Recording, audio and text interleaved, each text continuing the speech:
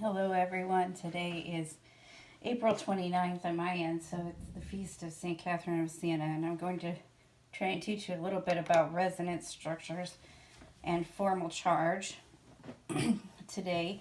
And hopefully we'll have a quiz next week over all of the Lewis structure things that we've been doing.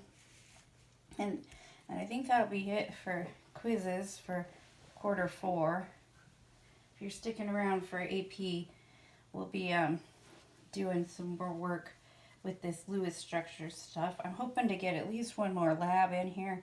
At this time, April 29th, I'm very sick with having not been treated for my chronic health issues in a while, but I'm due to get treated on May 4th, which is just Monday. It's not that far away.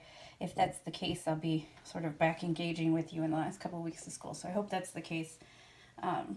Do the best you can with this Lewis structure, and here we go with resonance structures. Resonance structures represent bonding in a molecule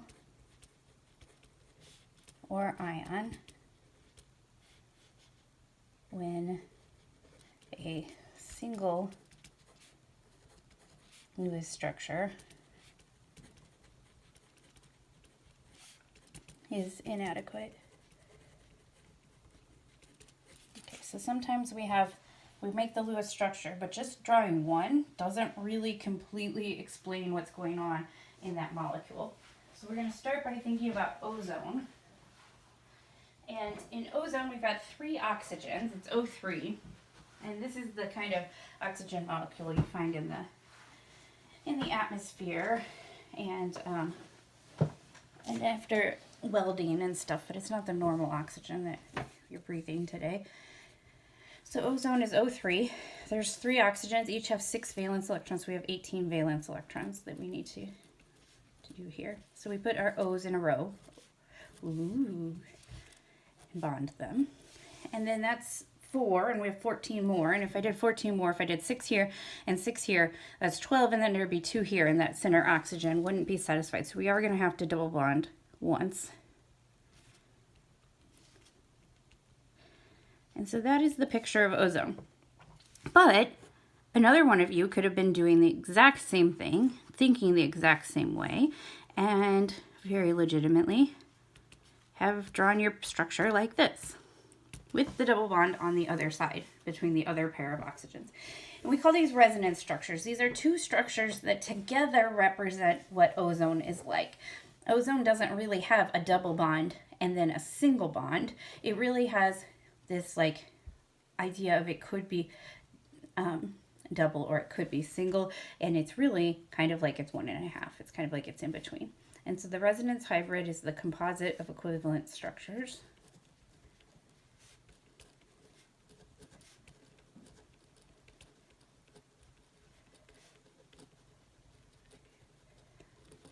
So we've got this ozone that has resonance. Now let's do benzene. Benzene is C6H6, where the C's are arranged in a hexagon shape. And each of the hydrogens is 1 off of each one.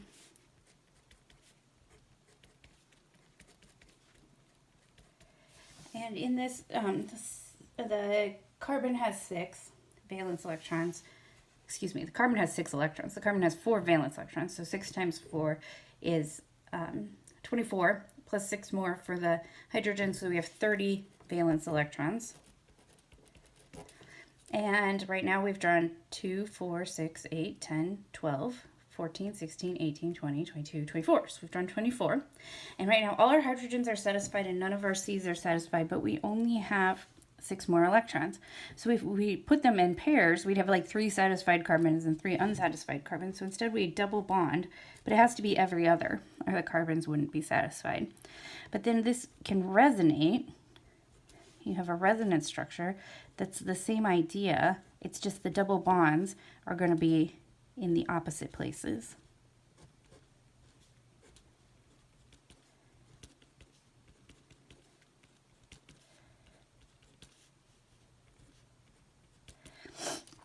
And so those are the two possible resonance structures. Now let's do CO3 2 minus. So we've got C in the middle, O's around it. And we know that we've got 3 times 6 for oxygen, or 18, 4 more for carbon, or 22, and 2 more for carbonate, so 24 valence electrons. Okay, 2, 4, 6, 8, 10, 12, 14, 16, 18, 20, 22. If I put 24 there, that carbon's going to be unsatisfied, so we have to do this. But then, of course, that does resonance structures. That does resonance structures where we can move that double bond around. We can say that double bond goes straight up. Or we could say that that double bond is between the left one and the top. Not filling my dots here.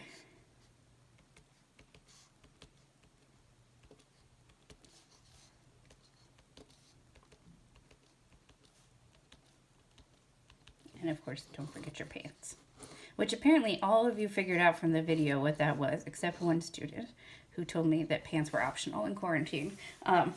Pants are not optional in quarantine. You have to wear your pants.